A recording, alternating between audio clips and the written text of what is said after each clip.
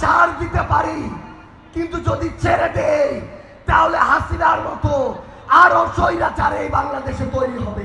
জুলাইয়ের 1 বছর হয়ে গিয়েছে, নতুন জুলাই এসেছে, আমাদের আশা আকাঙ্ক্ষা পূরণ হয়নি।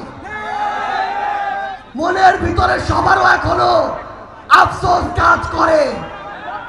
5ই আগস্টে এই দেশকে নিয়ে যে স্বপ্নগুলো দেখেছিলাম সেগুলো এখনো পূরণ হয়নি, কিন্তু যে শহীদরা আমাদের ডাকে জীবন দিয়ে গেল, আমাদের যে সহযোদ্ধারা রাস্তায় নামলো, যে আহত যোদ্ধারা রক্ত দিল, তাদের ওই আমানতের কি আমরা খেয়াল করতে পারি?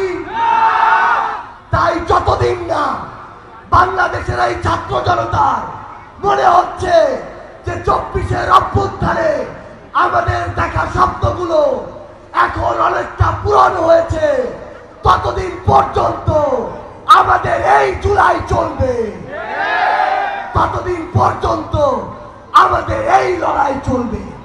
এই বাংলাদেশে, এই উত্তরাঞ্চলে আমরা এতদিন যে বৈষম্যের শিকার হয়েছি, আগামীতে যেই দলই ক্ষমতা আসুক না কেন, ইভেন যদি এনসিপিও হয়, আমরা এই বৈষম্য আর মেনে নিব না।